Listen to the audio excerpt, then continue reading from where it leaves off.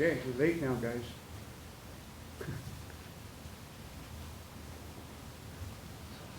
It's recording. It's texting Dan.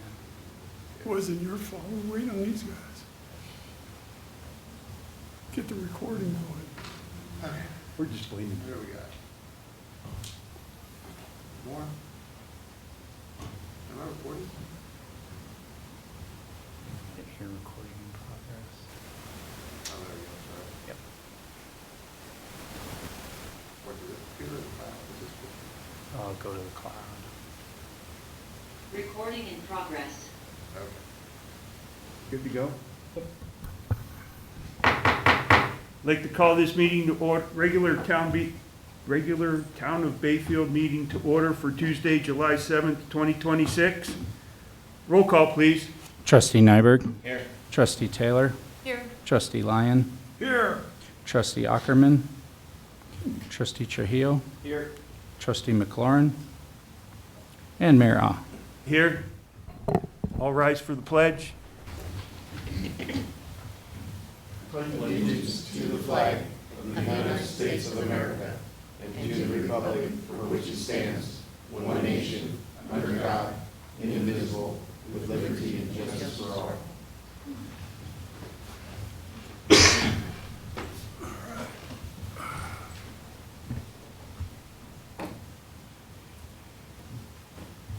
Does the board have any conflicts of interest?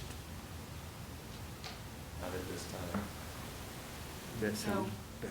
Not me. No, I don't. Okay, I have one for 3B because I was on the planning commission and I'm not allowed to sit in on that one. So that would be your part of the meeting. Thanks. Next up is mayoral recognition. I just want to thank, I'm going to start with staff. Our staff did an incredible job over the 4th. You guys outdid yourselves once again. You guys do a great job. I know everyone's not here. If you guys could pass it on. John, you're included in that.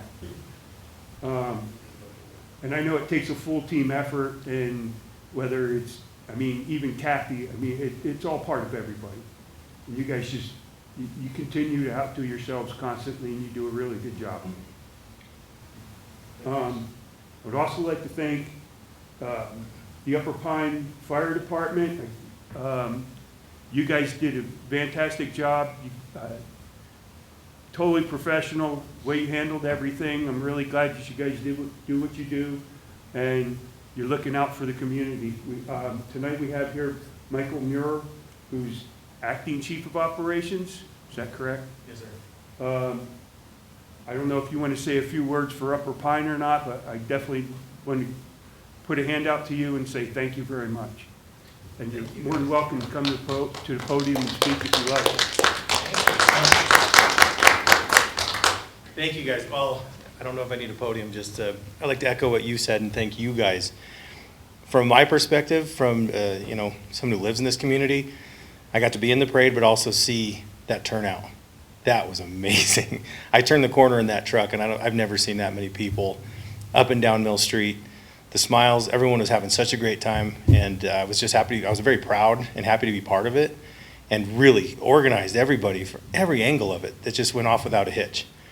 I wish Chief Evans and I could have enjoyed the fireworks. We ended up on calls throughout the duration of the show, but we got videos and live stream from my wife, who was up on top of the hill watching.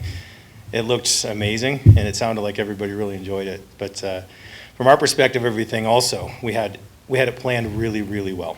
We went through every little scenario that we could possibly think of, and we had people staged everywhere, and luckily we didn't need a whole lot of them. Bayfield PD, the sheriff's office, everybody really stepped up and made sure it was safe and fun for everybody. So on behalf of Upper Pine, too, thank you guys, because it wasn't just us. It was a full community effort, so thank you guys. And thanks for having me here. Absolutely, thank you very much. I'm going to be Let the coming to chief these know. meetings more to get used to this. I'm acting chief as of yesterday, so I've got a lot to catch up on. I know you guys know Chief French, and those are impossible shoes to fill, so I'm going to be coming in here just trying to get educated on every piece of how this community works and how he fit in, so Well, thank if you you'd guys for like, having I'd me. like to extend an invitation out to you. If you want to come in once a month and give us a report, what's going on over there and how things are doing. The Upper Pine used to come in all the time and do that, and it just, over the years, somehow has gone away. But you're more than welcome to come in and give us a report and just let us know what's going on in the rest of the community. That would be fantastic. Yeah, sounds good, will do. Okay. Yeah, we usually have a lot going on. I know we're all task saturated. You know, we get a lot of things put to us by Chief, and we're very busy. But yeah, we'd love to keep you guys updated. There's a lot Okay. that I think you guys should know. You know, we have a flood recovery effort going on in Vallecito that's been occupying most of my time, and then everyone at the department has something that they're reaching toward to make the community and also Upper Pine better. And these are things that impact you guys and just everybody on the whole. So yeah, love to come in and keep you guys updated. Yeah, that'd be great. Information sharing is never bad, right? Right. Right. Excellent. Well, yeah, thank you. Thank you guys again. Appreciate it. Thanks for having me. Thank you, Michael. And with that, I also want to thank all of our sponsors. I got a list here. These people,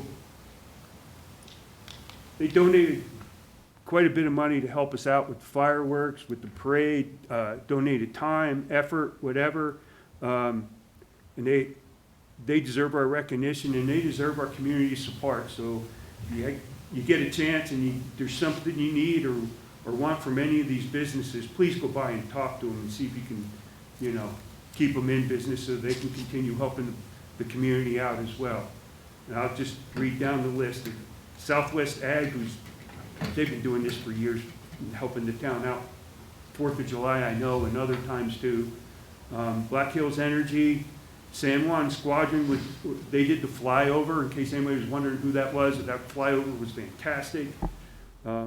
Roadrunner, A to Z Electric, Four Corners Broadcasting, Solid Plumbing, ClearNet Works, Right Water Engineering, Plumber, SGM, James Construction, TBK Bank, LJ Ranch, The Life Church, Trash Panda, Grandes, Skyu Casino, the Wells Group, and Head Crane Services. So thank you to all our sponsors, and we really appreciate it. I know nobody's here, but hopefully they'll hear about it. And Colorado Highland Helicopters with E-level flight. Okay, great. Did I miss anything? Okay.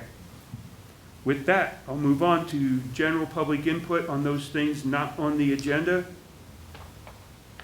Ms. Ludwig, you're up first. I'm going to change my name so you'll think a different person comes in. I'm up here so much. First, I do want to compliment and give thanks to the Upper Pine and the police force. They were great over the 4th of July. They always are, but I think they outdid themselves this time. So thank you both. You're a great asset to the community, and don't ever forget it. Thank you, we appreciate your support. Certainly. Well, I've worked with Upper Pine for over 20 years with the auxiliary, and it's just gotten better and better. On their new building, if anybody is willing to donate, I think it would be a good idea. It'd be very generous. They're having a museum in it of the firefighting from years ago up to now. And my husband and I donated $1,500. We raffled off a half a beef and gave them the proceeds. But I told the chief that it had to go with the urgent care. I'm getting old and I want urgent care here. So I do want to show my appreciation of them, and also for the town board and the town. And on another note, there have been a lion and 2 bears down at our place, and our fence line is the town limits. And we call the DOW when the bear got into a neighbor's tree. It turned over a trash first and then climbed in the tree and wouldn't get down, and she's there by herself. Excuse me, she's a widow and she was scared to death. So we called the DOW, and they said, oh, there's nothing we can do. So I don't know what the process is about the townspeople or what in the world you do. Is there some way we can work with the DOW or something to wake them up again? Because with our livestock, our animals, our kids, and the bears are staying down below our place in the river bottom. And that's where the mountain lions have been. And it just, I don't know if there's anything we can do to talk to the DOW to get some help or anything. But anyway, they're getting too Looking to close. John. John, I'll talk to you. I'll just get a bigger gun if I have to. Thank you. Any other public input? Is there anybody on that? I can't tell what's going on up there. No? Okay. Then we'll move on. Has the board had a chance to look over the agenda? Yes. Mr. Mayor, I'd like to make a motion that we approve tonight's agenda. I'll second that. Got a motion and a second. Any further discussion? Roll call, please. Trustee Nyberg, Yes. Trustee Taylor, Yes. Trustee Lyon, Yes. Trustee Trujillo, Yes. and Mayor Ah. Yes. First up is the public hearing for the 2026 Budget Amendment Number 1, Resolution Number 677. John, we'll start with you, I guess. Mr. Mayor, members of the Board of Trustees, as you know, we've been dealing with this and looking at the possibility of this happening, hoping that it wasn't the case for the last 7 months now. You know, we've been told by the county that you get this and we'll work with you, give us, at one point they told us, if you take care of half of it this year, and, we'll do half of it next year, and then that way we don't get to hit all this year. We've had a number of different things. You probably had a chance to read the timeline that I put together. It doesn't start with us, though. It goes way back in 2024. The town has fastidiously worked on trying to get everything together for the county for this Cinnamon Heights projects. As you know, they voted to put ARPA funds. They obligated federal ARPA funds for this project, which is qualified under ARPA as an infrastructure project. They did that back in February of '24. Approximately April-ish, they stopped really responding or being very responsive to the community. And I go all the way back to Nicole when she was here. Many of you know Nicole. She was the town planner at the time, community development director. She worked very hard to try to get all the information together that anytime the county asked for something. She also worked with DOLA to make sure that we followed the larger concern, which is that $2 million grant that went along with it. After she left in October of '24, Katie took over and tried really hard to get it done. In fact, one of Katie's last emails she sent out before she left the employment of the town in December of '24 was to their acting manager saying, hey, we've already got our grant, it's been signed by DOLA, we sent it back to you, is there anything else you need? And the email back from him was, nope, I think we got the big thing that we were needing. And then when she left, we had Scott come on board. Many of you knew Scott Hahn. He came on board, and almost immediately with staff, he started asking, hey, where's the funding? Where's the grant agreement? We could not, we couldn't get them to contact us back until May. This is Mr. Hahn that was trying to get a hold of the county. And then he finally did. He was asked for a bunch of information. Scott sat down with the staff, they put the information together, and the next week they sent him a big packet of information of everything they'd asked for. Again, in July, Scott had been asking, hey, where are we on this? Did we need anything else? He put together some more information and gave it to him at the end of June. And then from the end of June all the way till when I got here, we were getting crickets. We didn't get much communication back to them. And then when I got on board, we had a discussion. It was myself, one of the trustees, one of the county commissioners, the chair of the county commission at the time, and Mr. Kevin Hall, who was then the acting manager for the county, had a meeting with them. And essentially, we were put on the spot by saying that we had dropped the ball. Now, of course, at that time, I hadn't had a chance to review the record and look at all the emails back and forth between the entities. But it's quite clear that we did not drop the ball. And I go back through 3 managers and 3 planners. We have been trying really, really hard to get the county everything they wanted. Many of you might know, I know 2 of you were on the board at the time. They sent us a letter, the commission did, that basically gave us a deadline that we had to meet to get a long list of stuff, much of which had already been submitted to the county back in a prior submittal. But they wanted updated information, but they basically sent it out after it would get to us after the deadline. Literally, it was sent out right around the date of the deadline. And so it didn't get to us until the following week. Fortunately, I was able to talk with their then acting manager, Shauna. She had the clerk get a copy of the letter that was approved by the commission at the time. We weren't invited to that meeting when they did it. We weren't asked to go before the commission and talk to them when they were considering this. They simply, put this thing in a consent agenda and slid it through. And, it passed, and basically it said that we wouldn't get any money until we answered these questions. We did get all those questions answered, and I hand-delivered it the day of their deadline. And I got that in, and that was at the beginning of December. I know that during the month of December, both the mayor and I tried to get a hold of them because we were approaching the end of the year, because we needed to know, we needed that money for the end of the year because we're in our budgetary year. And at the very end of the year, we had the then chairperson contact the mayor, I believe, by email, basically said, oh, it's being handled between the managers. Well, at the same time, the mayor knew I was trying to get that information as well. We never got it. The end of the year came and went. And so we had a fund that was seriously in the negative at that point because the county, in contrary to what they told us, didn't even give us half of it down, which was what we had agreed on in concept with at least one of the commissioners and the county manager at the time, right down at the site where Cinnamon Heights was, in front of 5 different folks. We were also told that if the election passed for the county, that it was a slam dunk. Quote, that's a quote from one of the county commissioners, that they were going to fund us, it was a slam dunk. So we still believe that they were trying to work with us. Unfortunately, we've been back and forth with our attorneys, going back and forth. I sent you a copy of the last version of what the attorney told our attorney, which was basically, no, we don't believe that your properties are going to go to affordable people with meeting the affordable criteria. Even though DOLA is very satisfied with it, and we have deed restrictions already recorded on those properties. This should not be an issue. But I understand at the same time, we had one of the commissioners posting, oh, it was a budgetary issue. The problem is we've had several different instances where we were told, meet this and we'll work with you, meet this, we need this. And the goalposts have been moved so many times, it's off of the field now.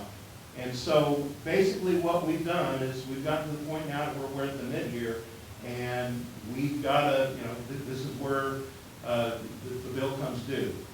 And so we have $700,000. You're going to hear from the auditor that that money, some of it was taken out of the street and sewer fund because we built street and sewer infrastructure with that project. So by law, we're allowed to use that. That was about 300,000 of it, maybe a little bit more.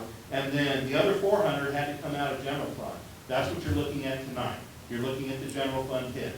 And this is what I tried to soften the blow by not taking all 700 of it out because I do not believe that we could have absorbed all 700 out of the general fund this year. It is an incredible hit. As it stands, with the $400,000 cut, we're talking about 4 positions that have been red circled. That means we've lost 4 positions from the town. People have left, and I've held off on filling them because you got to have the money to pay the bills. You don't write a check if you don't have the money.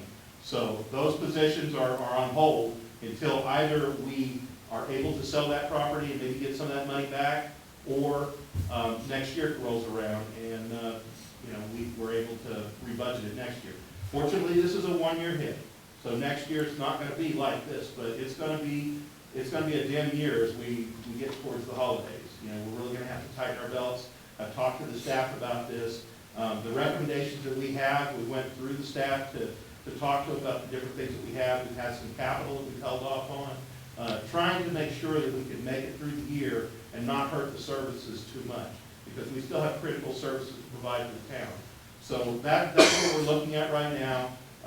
You know, the recommendations of the departments and myself are in the spreadsheet that you see attached to that.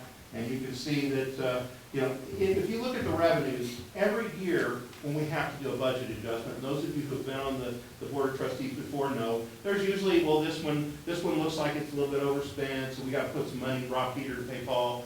And that's a normal thing for budget adjustments. The revenue is not going to be as much as you thought it was. Maybe it's going to be 5% out, so you want to make sure that you have enough, so you adjust that.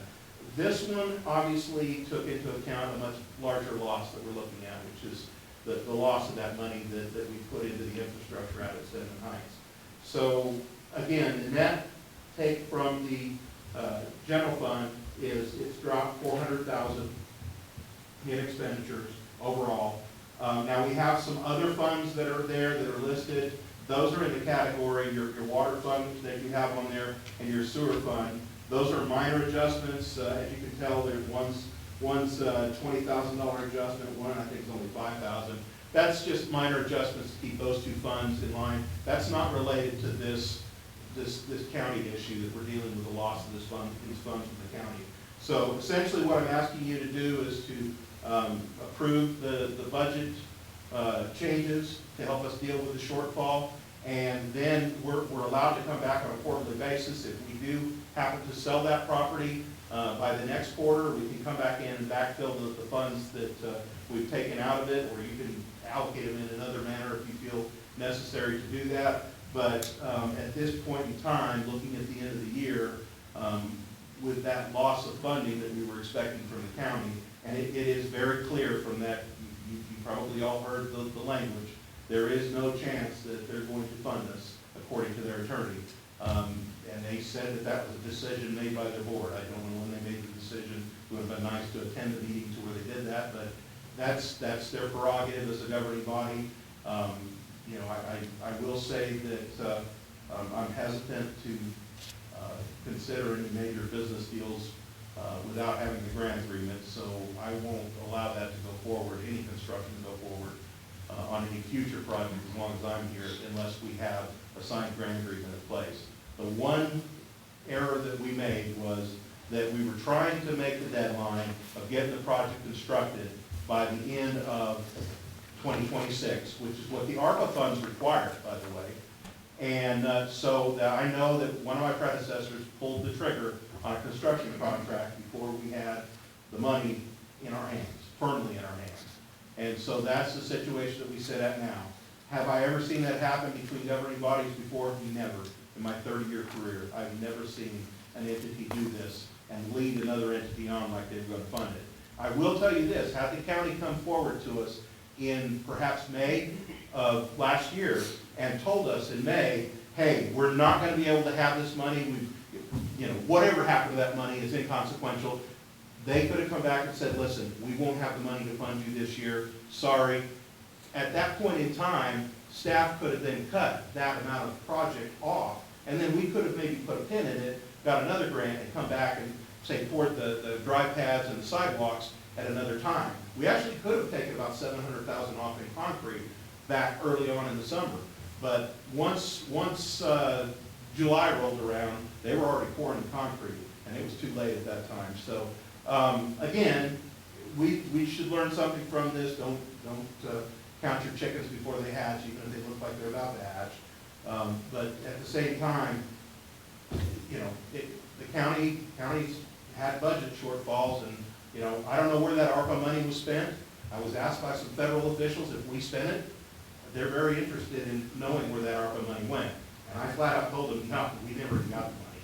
So I pointed that way and said, hey, you're going to need to ask somebody else about this. Because right now, the federal government is very, very interested in misappropriated funds from the COVID days. So I don't know what's going to come of it. I told the federal folks that, hey, if you're able to find this money, we would sure appreciate it getting back here at the town of Bayfield, because we do have a project that did qualify for ARPA, and it's done, and it was done according to the rules of the feds and the state. So if they were able to find the money, I did tell them that we were definitely interested in doing whatever it would take to get that money.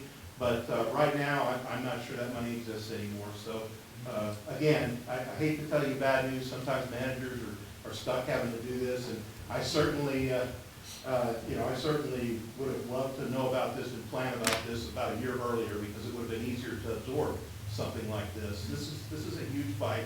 This is a huge hit that you're being asked to take, and I can't put any sugar on this and make it any better. It's not a good thing. But we will be able to make it through the year. I'm confident that we will, and definitely will try to get this funding backfilled any way I can, whether it's through the sale of that property, or if I have to dress up in a bear outfit and dance to the federal government, whatever I need to do to get the money back, I'm going to try to do it. But I don't have a very strong outlook on it, as we all know from Patrick Ronelli telling us the budget that the state has as far as monies available are not. There's not a lot of it out there, and there's a lot of towns fighting for it. So the other problem we have is the grants that I've applied for to try to put in this area have told me that they won't do it if this project's already built.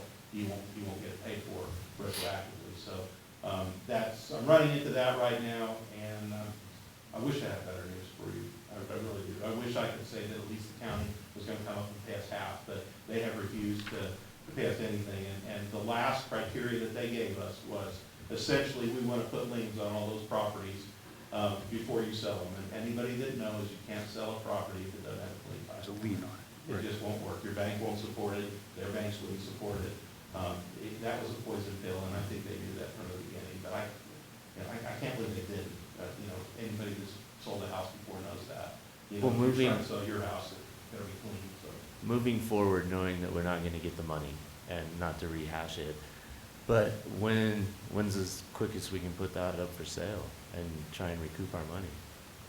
Well, right now we're negotiating with the two entities that are there. We think we've got a good chance that they're going to buy it, but we're probably going to have to move the buy date down the road to October, because we're still trying to work out some complexities in the contract between the HOA, us, and the owners or the potential buyers of the property. So I would say, my hope is that that first shot that we've got right now, October is what I'm looking at. I think if that falls through, I think we still have to show DOLA that we're going to try to put affordable housing on there, which means we will probably have to advertise it for sale, however we do it, whether it's breaking it up in lots or selling it as a whole piece.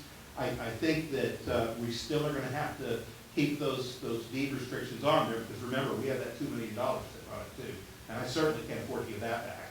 So we want to at least show the state that we're trying, we're really working. It is important for all of us. We want affordable housing. So, but if it falls through there, I've already laid the groundwork with the county or with the DOLA folks and told them that, hey, if this thing falls through, we need to sell this property. I don't want to keep this property. And at least they have told me that they would consider it at that time if it falls through. So again, I don't think we need to keep that property. It's valuable now because we put infrastructure into it. So if we can't sell it to the group that we're working with now, or we can't sell it to somebody else for affordable housing, I think we need to sell it. And I think that needs to be a conversation that we have probably before the end of this year. So what seems to be the holdup with the HOA? One of the contingencies, as you read, is they have to de-annex from the HOA. That was one of the contingencies.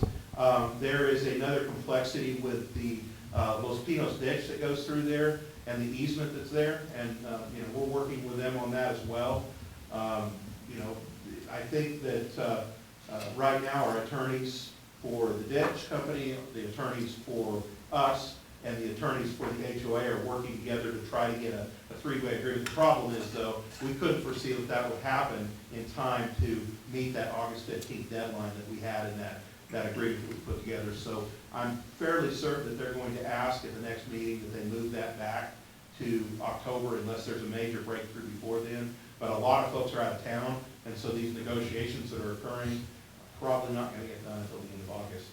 That's the way it's looking right now. But so if we can get that negotiation done October, mid-October, maybe beginning of October, we sell it, hopefully, and everybody's happy and we get affordable housing. If that falls through, then at that next meeting, we're gonna need to go out for advertising it for sale with the contingency that it needs to be, at least 15 units need to be affordable. And we put a time limit on that. If that fails at that point, then I think we need to go to Plan C, and that needs to be selling it at market rate.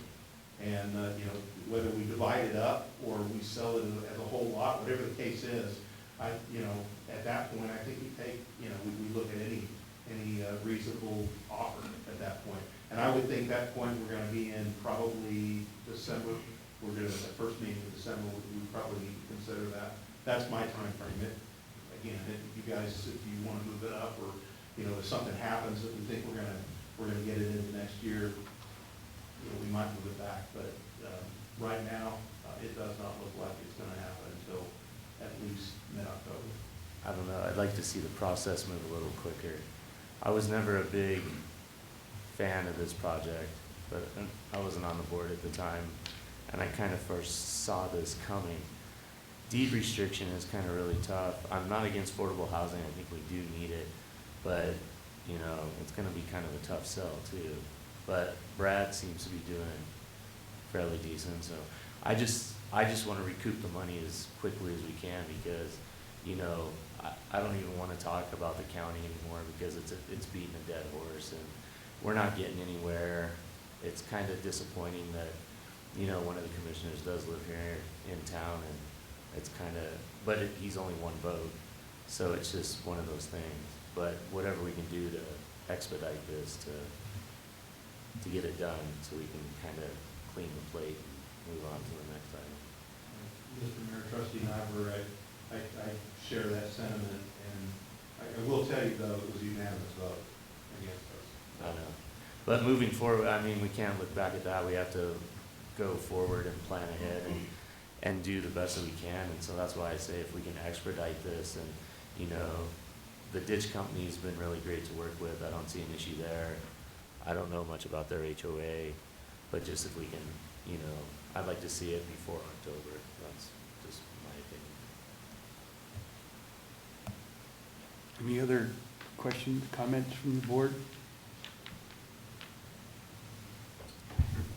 No, just, I mean, thank you for taking the time to do your best to, you know, get us through. It's definitely a big hit, $700,000, so, definitely understand. Yeah, I'm with Matt. You can't keep rehashing it. I mean, we just need to be careful what agreements, well, we probably shouldn't go into any agreements with the county commissioners, because you can't trust anything they have to say. Is there any public comment?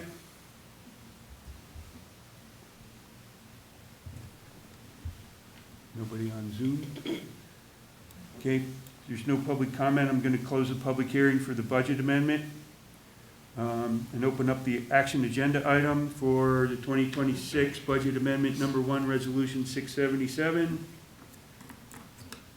Mr. Mayor, I'd like to make a motion that we approve resolution 677. I second that motion. Got a motion and a second. Any further discussion? Roll call, please. Trustee Nyberg, Yes. Trustee Taylor, Yes. Trustee Lyon, Yes. Trustee Trujillo, Yes. and Mayor On. Yes. Next up is the Wildlife Resiliency Code Ordinance Number 520. You now have the gavel. I'll go sit in the corner.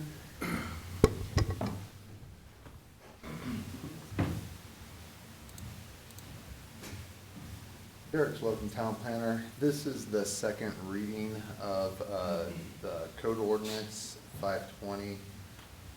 Nothing's changed since the first time we've heard it. I know that our building inspector, Dan Neiman, was asked to come in here and speak on this and the building code 2024. But I did talk to him a little bit about this, about these two items a couple weeks ago. And according to him, he worked with all the builders and contractors out there, and they are aware of all this information. They're aware of the building codes that are coming in. There's already jurisdictions that have approved the 2024 and are working with the 2024. So he was kind of curious why he needed to come in the first place, but, you know, I asked him, and he's not here, anyway. But I'm just kind of reiterating some of the information he told me. Again, this is the Wildfire Resiliency Code ordinance. This is something that all jurisdictions within the state of Colorado are required to adopt. We are also currently working with a company in order to kind of take another look at the maps that we've been provided to see if we can get a good chunk of the town of Bayfield removed from a lot of this. So I can take any questions that you may have. Again, there's been really no changes. This is just a second reading of an ordinance. Any discussion? I think it's really important that just everybody knows that this is mandated by the state. You know, so if you're not at this meeting, or maybe you're listening on Zoom or whatever, this is mandated by the state. And so Basically, I just want everybody to know that our hands are tied on voting. We really Hands are have definitely to. tied here, yes. We really do have to vote yes for. right, well, our hands are tied. If we don't pass it, then we allow Denver to come out here and tell us, Right. They're the ones that would be, in Yeah. control. which would mean if you were gonna build a house, it would take however time it takes for someone from Denver to decide to come out and look and Yes. tell you and find you and stuff. So, in my opinion, it's better to be in control of something than to let the control go to the Denver. That's all I have to say about it. And also, our town manager and town planner have a plan to try to get the maps changed. And we can't do that until we do pass it. That is correct. Do you have any comments? No, I mean, kind of, isn't fun having our hands tied, but, I mean, if it's coming down from the state, you know, we kind of have no choice, so. And if we say no, it's just gonna affect more things, and people's homes, and insurance, and, yeah, so. All right. Having said that, I will make a motion that we approve the Wildfire Resiliency Code Ordinance number 520. I'll second that. We have a motion and a second. Roll call, please. Trustee Nyberg, Yes. Trustee Taylor, Yes. Trustee Trujillo, Yes. and Mayor Pro Tem Lyon. Yes.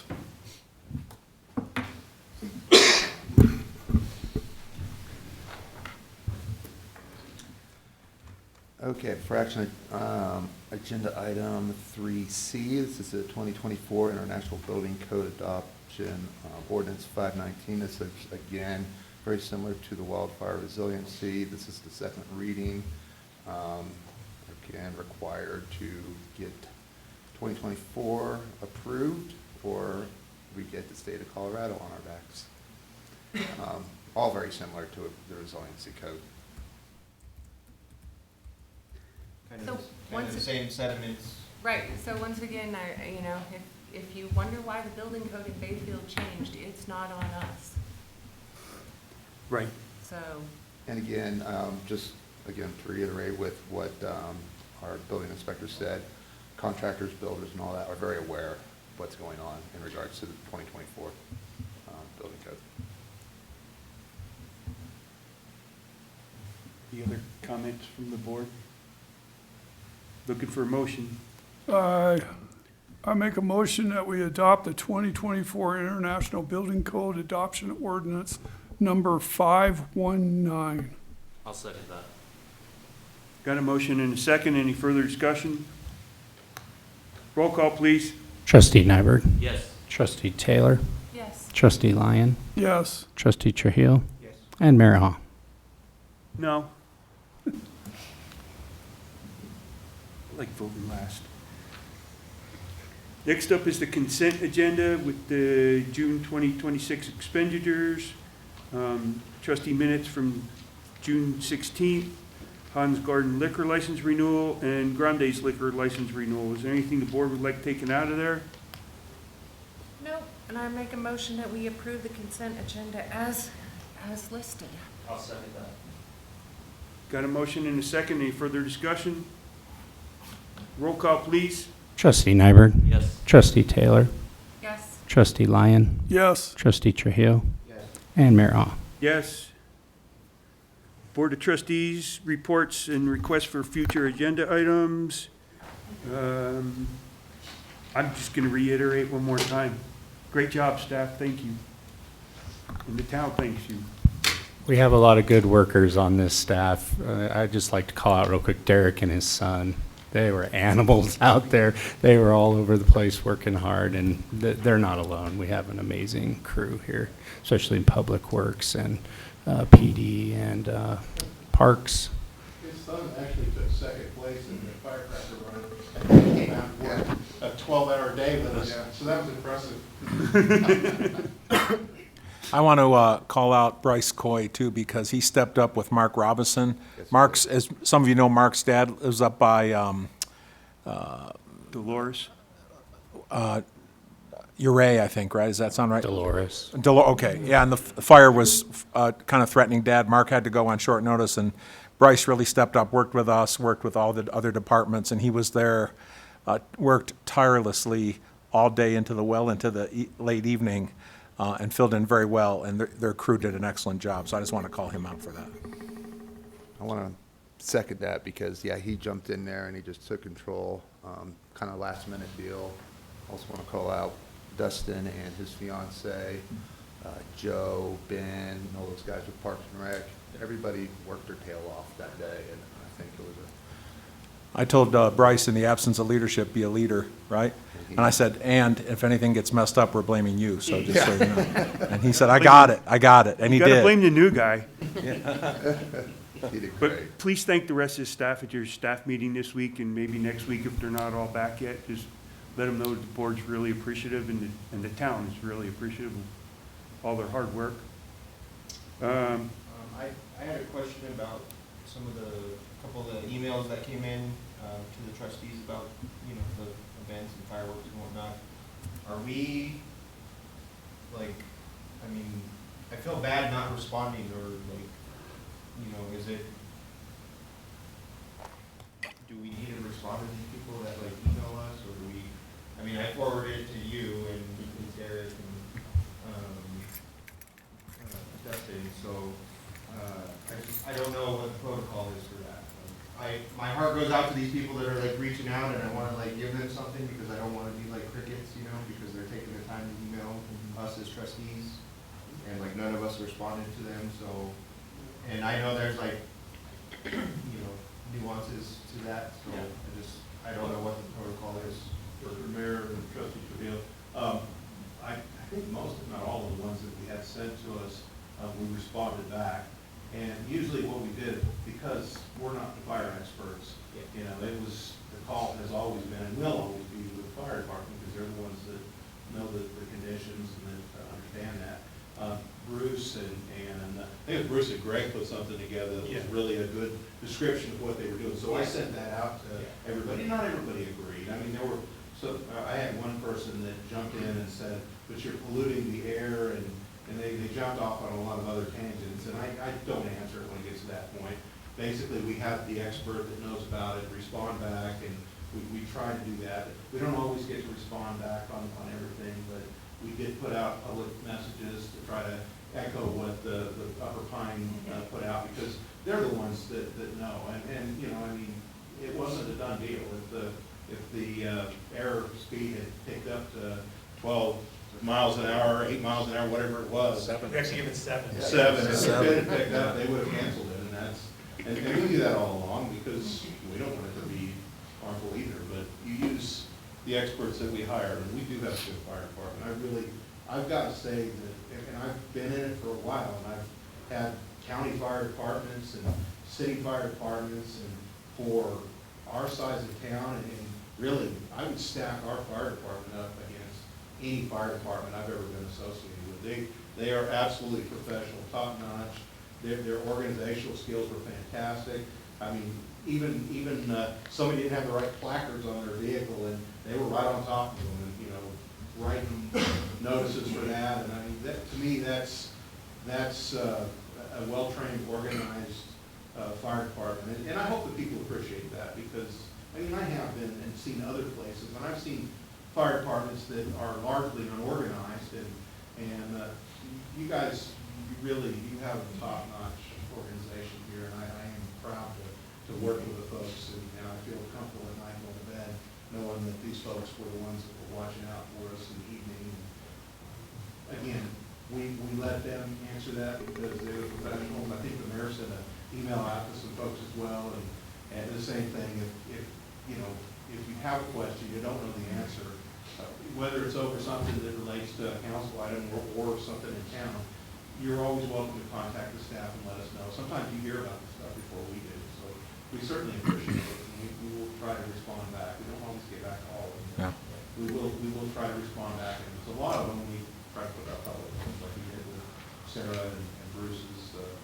Yeah, no, I definitely, I had my own concerns and I reached out and I got the email response and I felt definitely a lot better, just the professionalism and just all the information and, you guys put it out on the town page and Facebook, and I think a lot of people really respected that and felt a lot better too, so. If I might too, I've been in this job a long time. I've done a lot of fireworks shows with thousands and thousands of people.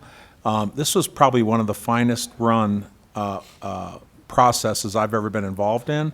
And not that we're just going to sit around and pat ourselves on the back, but I'm going to call them out because Upper Pine was exceptional.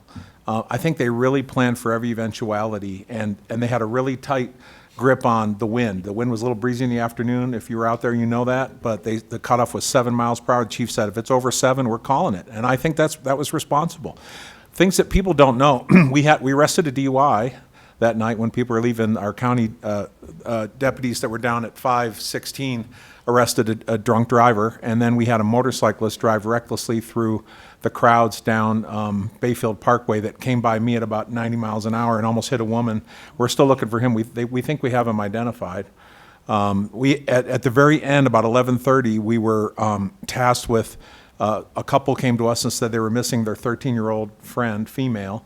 She had wandered off due to anxiety and went to her vehicle, they thought, because she was overwhelmed with the fireworks noise, and when they went to their car, she wasn't there, so there was a few moments of panic, probably 45 minutes of panic about a 13-year-old missing girl who had some anxiety issues. She turned up at the Speedway down at the 8 Corners there, so we were able to get her back and get her back with her friends, so we were very pleased with that. The people that came to this event were there to have fun and support the people that we're trying to put on the show. I rarely see anything like that. I mean, I didn't hear any criticism from anyone about us doing the fireworks show. In fact, I think it was I talked to Sheriff Smith, Sean Smith, earlier in the week, and one of the messages we wanted to put out was, if we're doing the fireworks show, that means that people aren't in. If we called the fireworks show and said we weren't going to do it, I think people would have taken upon themselves to be launching fireworks in Forest Lakes and nearby surrounding areas. But because there was a fireworks show, and I don't know what the turnout was, I haven't heard crowd estimates yet, but there was a lot of people there in my estimation. And so we had very, very few calls on illegal fireworks in the neighborhoods, and I think it was due to the part we went forward with our show, and I think that was the right decision to make for the 250th. And so kudos to Upper Pine and Chief Evans and your staff and the town and your staff. So I was very impressed being my first time here in Bayfield, so thank you all. Thank you for that. Yeah. Thanks, Chief. Trustee Lyon? Okay, I'd like to report that 2 weeks ago, I had the honor to go to Denver with John, our town manager, and participate in the 104th Colorado Municipal League conference and learn about other municipalities, how they get money to do things. I took several classes and I learned a lot. It was good. The governor was there for a moment, but most of the towns were upset about that wildfire ordinance, so he ducked out really quickly afterwards. He didn't want to talk to us. Wisely so. Both John and I were able to talk to several municipalities, mayors, trustee members, town managers about how they're dealing with the same ordinance, having to pass the same ordinances as we are, so they're all in the same boat. So that was very educational for me personally. at that meeting, John was able to talk to the president of DOLA, and that's how he got the information that he relayed to you about the other things that we talked about. So it was a very good experience for all of us, and it was an honor to represent Bayfield there. And lastly, I'm seconding what everybody else said. This was a great 4th of July. Tell the staff they did great. You guys, same thing, tell your staff how appreciative, everybody. Thank you. Trustee Trujillo?